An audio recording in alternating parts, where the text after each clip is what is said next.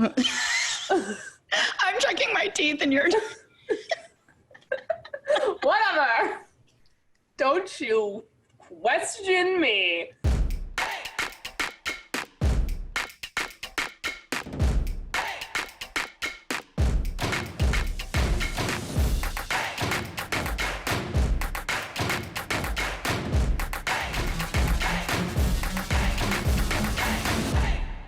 Welcome back, marketing nerds of the world. It is HAMYAW, and we are here today to talk about ads. Today, we have a special kind of rearrange.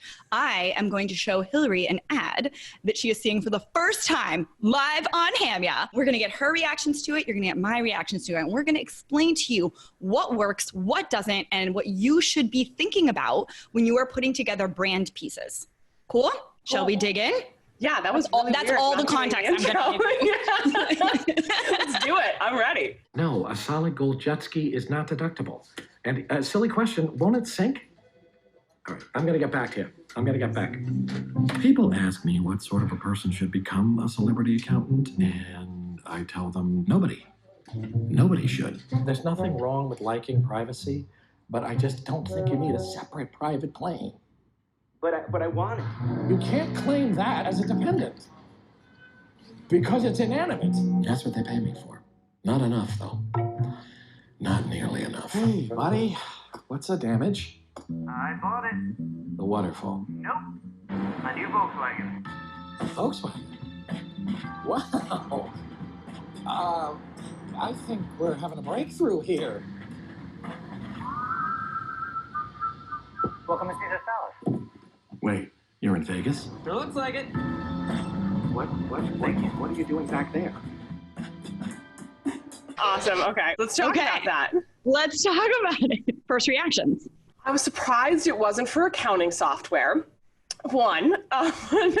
Two, Paul Giamatti is great, and it was fun to see him like outside of the billions zone. Three, I don't know if a gold jet ski would sink, but I really want one. And four, I don't know if the line drawn between celebrities who buy expensive things and a Volkswagen, it's like the story's not quite there for me in terms of the narrative thread. So it's like stressed out accountant, celebrities buying ridiculous things, except this one guy who buys a Volkswagen. Yeah. All right. So basically, I didn't have to do anything, y'all. I didn't tell her any of that. That was the point I wanted to make. No, I was shocked. I was shocked that it was a Volkswagen ad. And no joke, when I went back to go look it up, I couldn't remember what the ad was for. I was like, Paul Giamatti car commercial. So yeah, I think having been inside of the agency conversations, I see where they reverse engineered having had Paul Giamatti going like, what are we going to do here? Or there was some constraint where this was placed. But I think the question I want to pose to the viewers and to everyone else is there can be really wonderful, like this was a delightfully entertaining ad. Delightfully. Absolutely did not work. And I think that's where we have to start having these conversations about what is effective and what is consistent and resonant and relevant. Why was there no executive inside of this team going, this doesn't make any sense? Like this, they need to go take the beginning of that ad and sell it to TurboTax. Yeah, that's the thing. I thought it might have been a TurboTax commercial or an accounting software commercial. I think that also, and this is part of a series of commercials from Volkswagen we've been seeing that's trying to elevate Volkswagen as less of like the mom car brand, you know, the parent car brand, and more as like a luxury car brand or car manufacturer or whatever they call themselves over there in car world. I don't have one of those. I think that this is definitely trying to be in this world by trying to draw the connection between like celebrities have money and expensive things.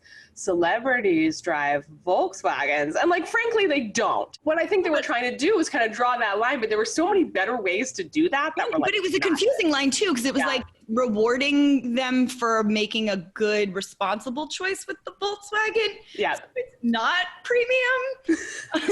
Yeah, right?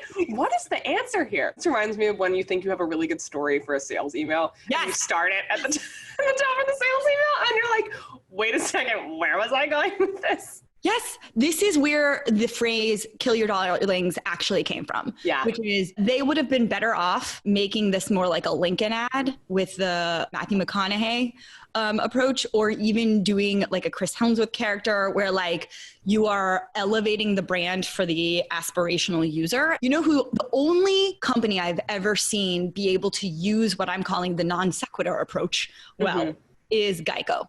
Geico has the most brilliant way of running 7 ads at a time, all of which have nothing to do with Geico. Yeah. And it works because they have developed a brand for themselves and they make it very clear. Like there really is always one storyline, which is like save more with Geico. Yeah.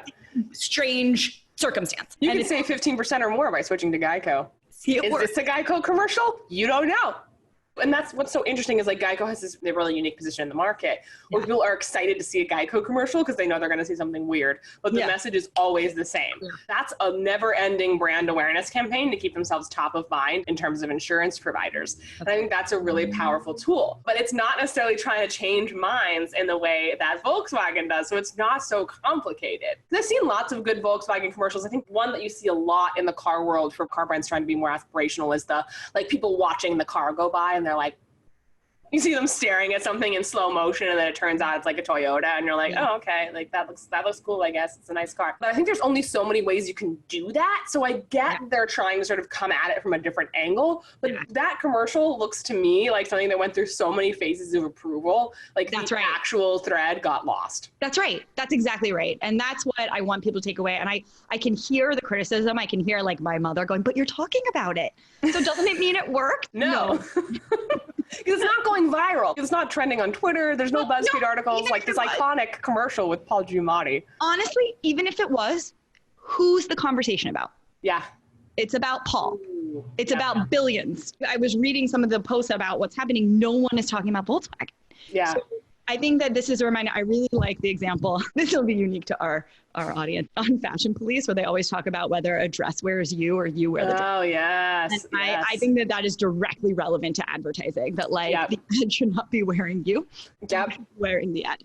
Yes, 100%. And I think this is what was interesting here too, is about, we touched briefly on like writing a story in an email and then realizing the story is actually different, like much significantly longer than the sales pitch. Yeah. And I have dug myself into that hole so many times because I get so excited to tell the story. I'm like, I'll tie it in. And I forget where I'm actually going. And just for the uninitiated, if you do email strategy, a great way to create a tie-in between a seemingly unrelated story and a sales pitch, which is one of the most effective email strategies out there, by the way, telling a seemingly unrelated story. They can be tied to the emotional experience of whatever it is you're offering based on like the excitement levels or the breakthroughs people are going to have, drawing parallels between that and something else. And also the experience, telling stories that are similar to the experience that customers are having in everyday life. So those are kind of ways to create the tie-in. So it's like, if you feel this way, if you know what this is like, that's why I built this. If you have ever experienced this, that's why I created this for you. Because in the marketing world, something similar happens. Yes. So that's sort of the way you create that intentional tie-in. But for a long time, before I had like more proper training around sales emails, I would spend so long on the story and then it would be like this long with a sales pitch. Being like, oh, and by the way, this is this, but also, wasn't this a great story? And I'd get great email and no sales.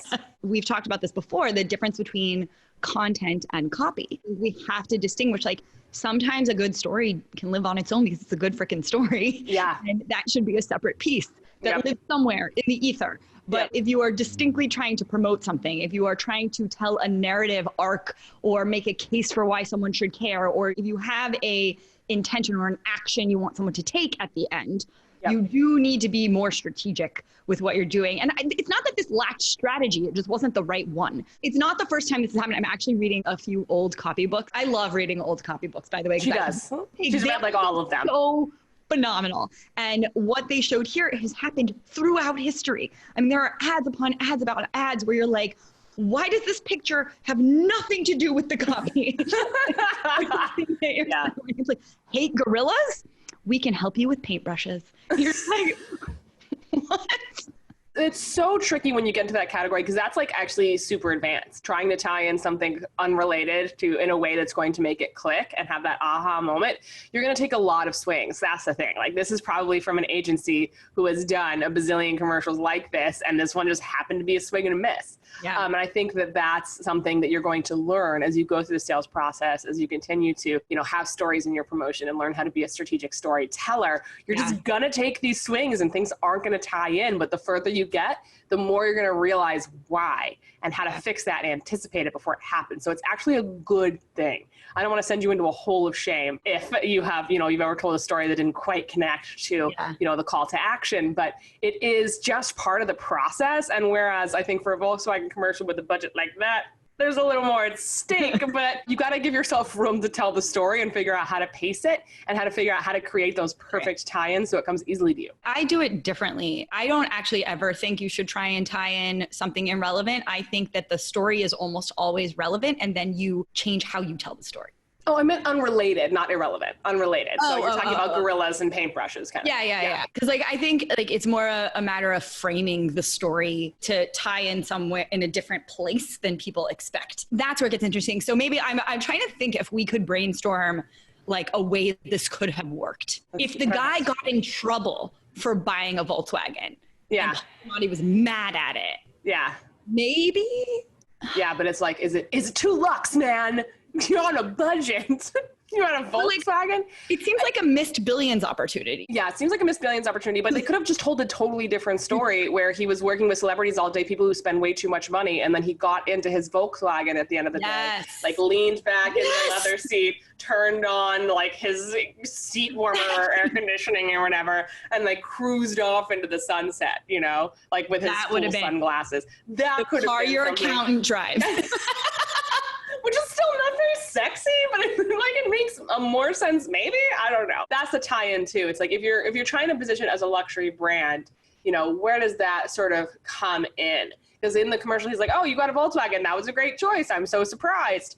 And then it sort of trails off. But I feel like we could also frame Volkswagen as sensible luxury, which also isn't actually luxury. So we're kind of rock and hard place here, and maybe we're experiencing the problem in the writer's room. I get the sensible luxury argument and where that overlaps with accounting, but I think your ending would have been right. Yeah, it would have been less confusing, that's for sure. And we could have had a moment to like watch him lean back and enjoy his life. Or simply like driving. I think this could be solved by driving up to a party with a ton of celebrities and they driving Volkswagens in the park. Yes, and they're like, "Nice ride." And Paul Giamatti's like, "Yeah. Also, or like the valet IRS is coming for you." Or like the valet is super excited, like, "Oh, I get to drive this car." Exactly. There are such better ways to do this. So anyway, Hillary, thank you for being my guinea pig. Is there anything else about the ad that stood out to you? No, I think we can wrap it up here. So, all right, guys, that's it for today. If you liked this episode, please like, comment, and subscribe. And don't forget, we want to hear from you. How would you have improved this commercial? What would you have changed? What was resonating? What was not? We want to hear all about it. So we will see you in 2 weeks. I'm Margot Aaron. And I'm Hillary Weiss. This was HAMYAW. We'll see you in a couple weeks, guys. Bye for now. Bye for now.